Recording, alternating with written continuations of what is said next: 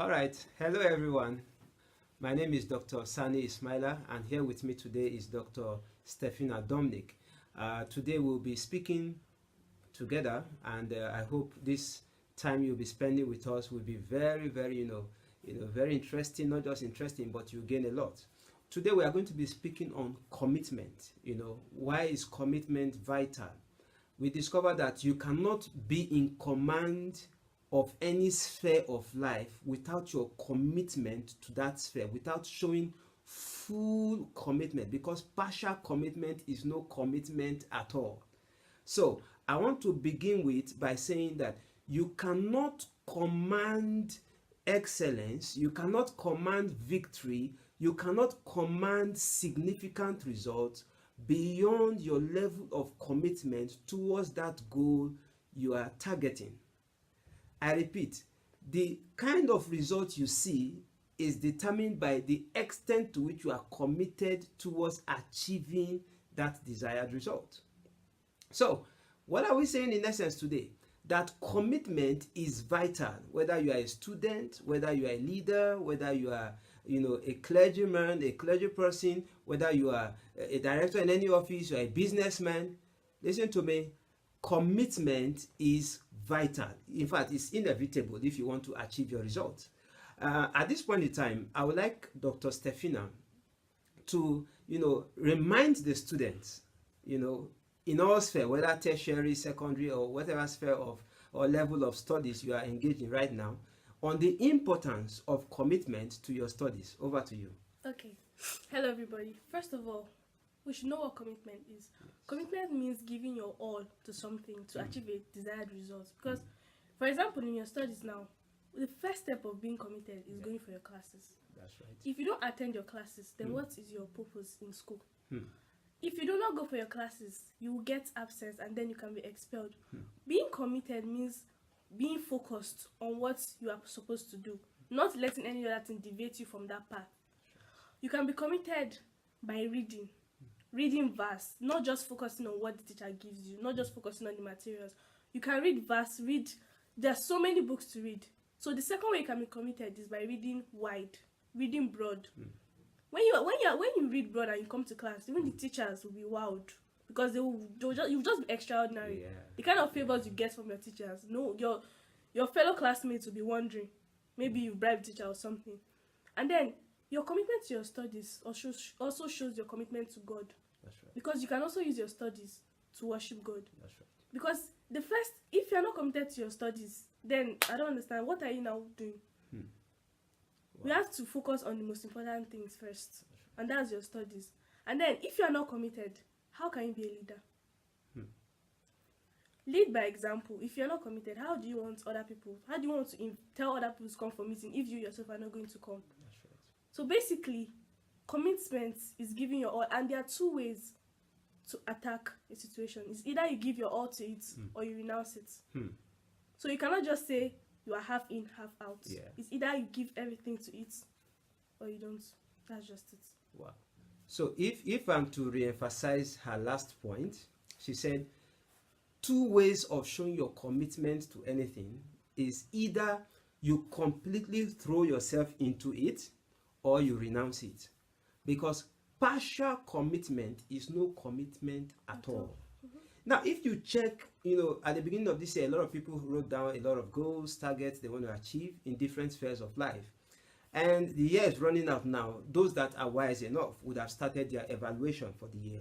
And they could still use this time we still have within this year to achieve their target, to fulfill their dreams, to ensure that their year finish fulfilled, not just in the eyes of men, but even before the eyes of God. So, your commitment to your goals over the past few months will be reflected in your evaluation of the year. You will see, wow, this is, some of you started something and you discovered that you became weak along the line, and that was how you abandoned the project. Some of you were on fire at the beginning of the year, maybe for your studies, maybe for any business you are pursuing, maybe for a career or dream, and along the line you discovered that you just lost it. Why? Because commitment was lacking. You were not ready to pay the price, the full price, to achieve that dream. Do you know that you cannot, every commitment comes with a challenge. It's not easy. Except is you want to deceive yourself. It's not easy. The discipline to remain committed is not easy. The discipline to remain consistent is not easy. It takes real courage. It takes real discipline and determination. That even when your friends are not encouraging, even when the weather is not encouraging, even when sometimes the resources are not even available, you still remain committed. You still remain ready, because it is the strong that create opportunities. Your level of commitment to achieving your goals will help you create opportunities and not wait for opportunities to be created. So this is just a short video to stir us up that we can still use the remaining time we have this year, and depending on whether your goals are short-term goals or long-term goals, to throw yourself wholly to them and hit your target. No nation can go beyond the commitment of the leaders to see the well-being of the nation. No family can go beyond the commitment of the leaders of that family, talking about the parent, the father, the mother, towards the well-being of the family. It takes commitment. Likewise, the children, it takes commitment from them. Students, it takes commitment from them. Every sphere of life requires commitment. I mean, look at the ants as I round up.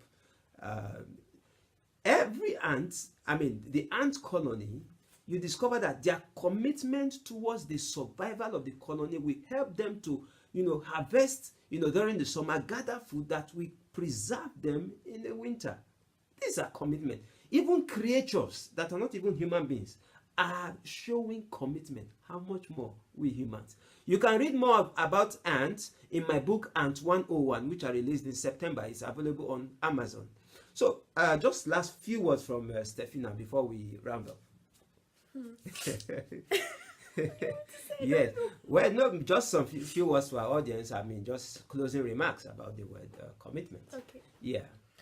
First of all, have you ever tried being committed to something and then not see the result at the end of the day? Whether it's your studies, whether it's your body as a whole. Because, for example, now you decide you want to start eating healthy, you want to start working out. If you go to the gym every day, constantly, and you eat healthy, please, people will ask you.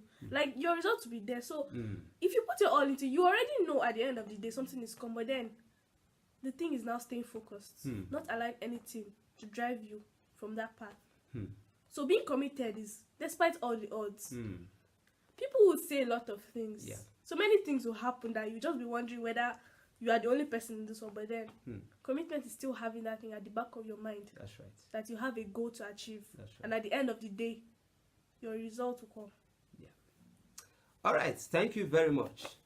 My advice for you is maintain that level of commitment that will ensure that you hold your trophy in your hands at the end of the day. That is the trophy of fulfillment, the trophy of achievement. Thank you very much. Thank you very, very much for your time, and thank you, Dr. Stefina, for being with us today. Until we meet again, keep your commitment. Thank you.